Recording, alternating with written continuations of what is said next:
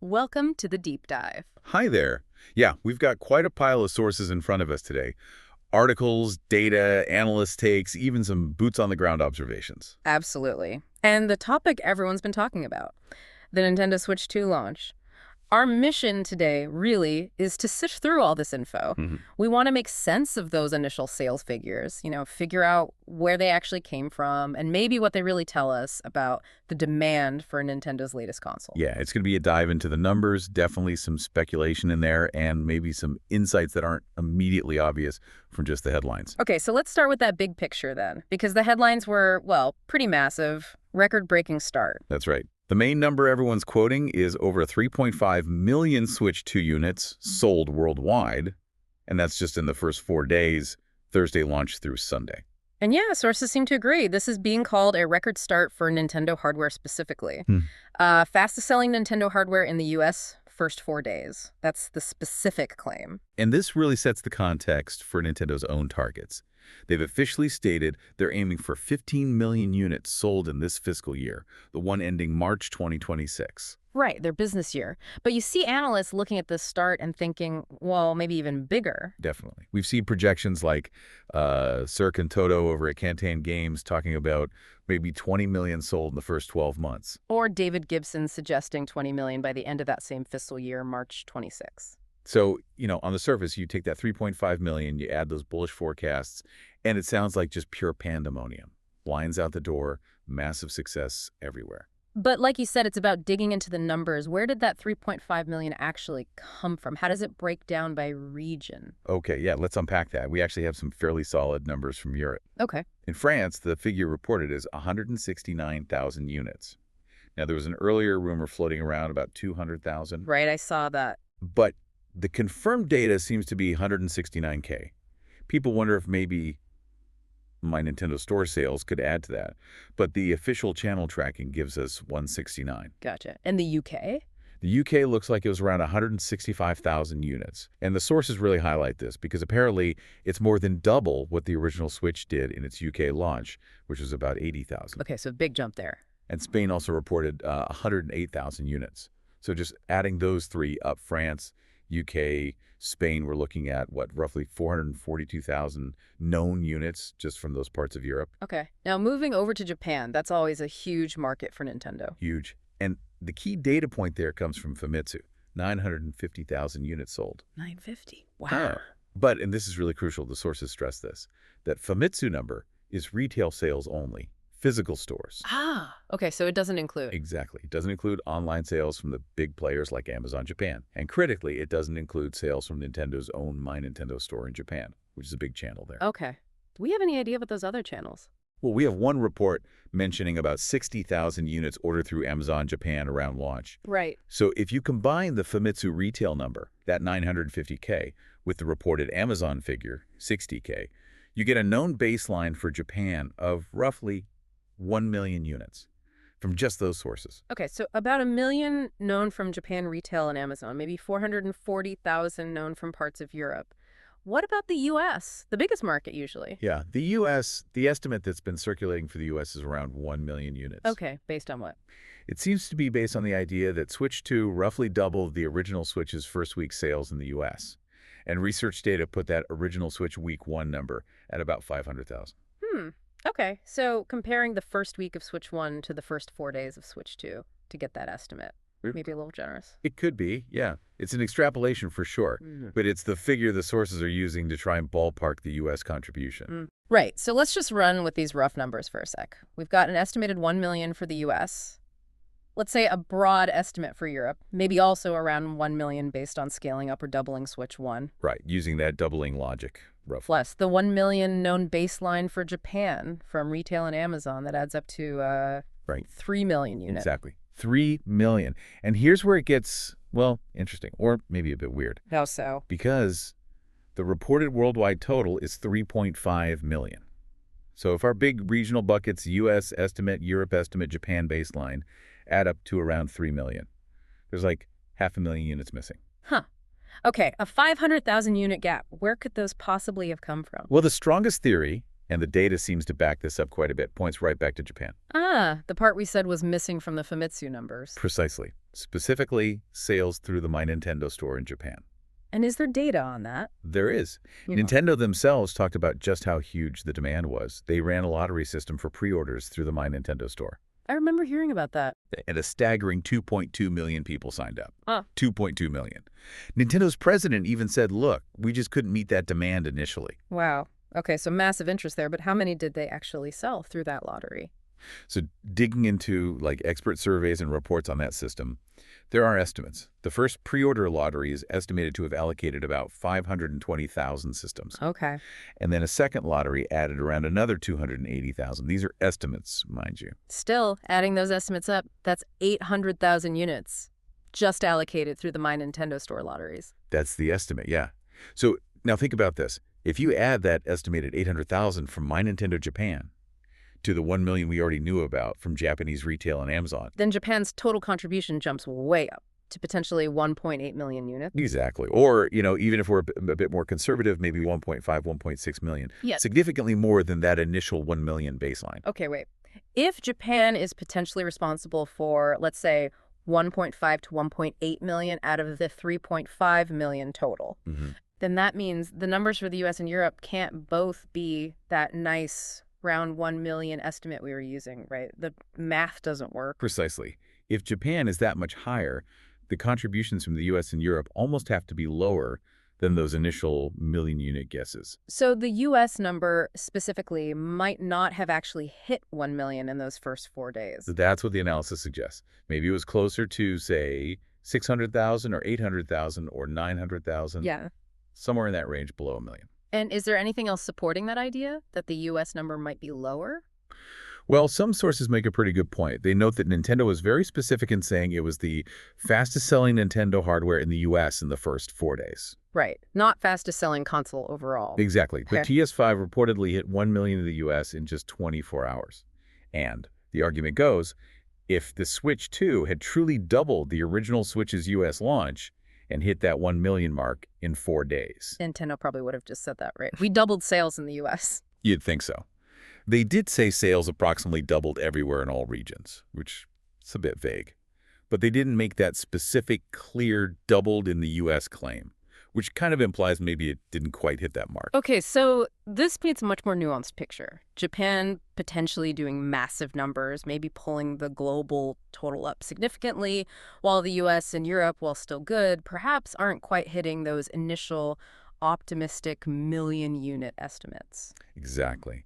And this leads to the really big question the sources grapple with. What does this actually mean for consumer demand, especially in the West? Right, because the numbers seem a bit contradictory. It's definitely complex. So on one hand, you have reports, like from Source 2, saying that even days after the launch weekend, like on the following Wednesday, Yeah.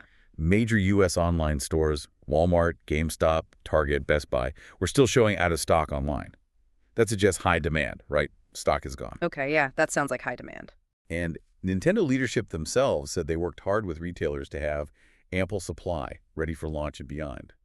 Though they did also acknowledge that, 2.2 million lottery sign-up in Japan showed demand. They're definitely outstripped supply. And didn't an analyst also comment on supply? Yeah, Serkan Toto mentioned that while Japan's shortages are likely to persist, the supply situation in the West actually seems more robust than it was for the original Switch launch.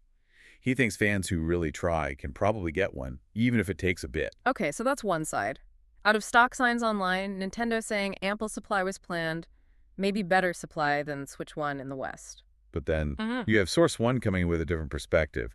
They argue that the actual experience, the feeling of the launch in the West, it just didn't feel like a typical super high demand console launch, not like the PS5, for instance. Okay, interesting. What's the evidence for that feeling? Well, a couple things. First, scalpers. On the secondary market, resellers were apparently really making pretty small profits, like $30 to $70 per console, maybe. Huh. That's not much compared to. Exactly. Remember the PS5 launch? Scalpers were pulling in $500, sometimes even more, in profit per console. If Switch 2 demand was truly overwhelming everywhere in the West, you'd expect scalpers to be making way more money. That's a really good point. Low scalper profit suggests the demand isn't quite high enough to sustain those huge markups. Right. And Source 1 also mentions anecdotal checks, people looking at local stores, These stores got decent initial stock, maybe 50 to 200 units each. Oh, But the observation was that stock didn't always sell out instantly on day one. And maybe more importantly, restocks weren't arriving super quickly in the days immediately after. so it wasn't like shelves were bare everywhere within minutes and stayed bare. It suggests maybe the stock that was there wasn't moving quite as fast as you'd expect if demand was absolutely through the roof everywhere.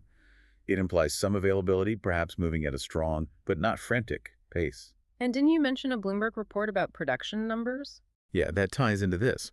Bloomberg reported that analysts had estimated Nintendo could have produced somewhere between 6 and 8 million consoles by the June 5th launch date. 6 to 8 million ready to go. That was the forecast, which leads to the speculation in Source 1. Maybe a pretty big chunk of that production is actually still sitting in warehouses waiting for retailer orders to pull it through. Ah, so the argument is maybe it wasn't a lack of available consoles limiting those initial sales in the West. But maybe more the actual pace of consumer demand at that $449 price point. The stock was there potentially in large numbers, but maybe wasn't being bought up quite as quickly as Nintendo might have hoped if they were aiming for, say, PS5 level immediate sell-through. Okay, so putting all that together, Yeah, the picture is, yes, the Switch 2 definitely broke Nintendo's own global launch records. And part of that might be because they simply had more consoles ready this time compared to the original Switch or, the Wii U. right. Better prepared on the supply side. But the pace of sales in the West, especially the US, when you compare it to other really huge console launches, like the PS5 hitting 1 million in 24 hours. It suggests the demand there, while clearly strong enough to set new Nintendo records, might be more like above average rather than truly overwhelming in the way we saw with consoles that were just impossible to find everywhere for months. And this contrasts really sharply with Japan, where all signs point to genuinely massive unmet demand. Exactly. And that's why some sources are calling the launch weird. It's a record breaker for Nintendo, absolutely. But it doesn't seem to be the same kind of universal, panic-buying, impossible-to-find situation everywhere that we've sometimes seen. It makes sense. That discrepancy between Japan and the West really explains that feeling. Are there any other factors the sources mentioned that might be playing into this, especially in the West? Yeah, a couple things get brought up. The price is definitely one. Right, $449 in the US. It's Nintendo's most expensive console ever at launch. That could certainly be a factor for some consumers, maybe slowing down the initial rush compared to if it were cheaper or compared to the original Switch's launch price.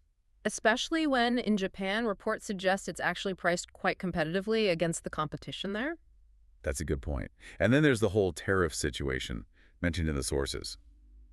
President Trump's reciprocal tariffs apparently caused Nintendo to pause U.S. pre-orders for a bit while they figured out the potential price impact. Ah, right. External factors. Yeah, and the sources note, just reporting what's out there, that if those tariffs get resolved, maybe the price could even come down later in the U.S. Just another potential influence on consumer thinking. And what about the console itself, the features? Well, it builds on the Switch formula, right? Yeah. Bigger screen, better performance, that new Game Chat 2 feature for voice and video chat, screen sharing. All sounds good. They definitely add value. But maybe, for some people, it's not seen as such a radical, must-have leap over the original Switch that it compels an immediate day-one purchase, especially at that higher price. It's an evolution, a strong one, but maybe not a revolution for everyone. Okay. So let's try and wrap this all up, pulling the threads together from this deep dive. It's clear the Switch 2 had a globally strong launch, record-breaking for Nintendo. Over 3.5 million units sold worldwide in just 4 days. That's the headline. But digging deeper, Japan looks like the absolute powerhouse market here. Demand seems incredibly high, and it might be responsible for a very large chunk, potentially close to half of those initial global sales, especially when you factor in the My Nintendo Store estimates. Right. Whereas in the West, particularly the US, while it definitely set new Nintendo launch records, the story feels more complex. The estimates suggest sales might not have actually reached that 1 million mark in the first 4 days. And the anecdotal stuff, the lower scalper profits, the way store stocks seem to move, suggests the market reaction, while strong maybe wasn't quite the intense sellout everywhere frenzy seen with some other major console launches recently. Which leads to that overall feeling that the launch was, well, a bit weird. You have this massive success and demand in Japan, paired with what seems like pretty good stock availability in the West, but maybe slightly less intense immediate demand than some might have expected globally. or compared to competitors. It feels like Nintendo definitely hit their production targets, maybe having those 6 to 8 million consoles ready, like the report suggested. They avoided the massive stock shortages of past Nintendo launches. Yeah, they seemed well supplied. But perhaps the demand in the West didn't quite surge enough to clear out all that ample stock as rapidly as they might have hoped. Maybe not hitting that 3.5 million global mark quite as quickly as a truly universal frenzy might have achieved. It really shows how even a big positive headline like record-breaking launch can hide a lot of complexity and nuance once you start breaking down the numbers and looking at different indicators. Absolutely. Fascinating stuff when you get into the details. So thinking about everything we've unpacked here, what really stands out to you from these numbers, these different takes on demand?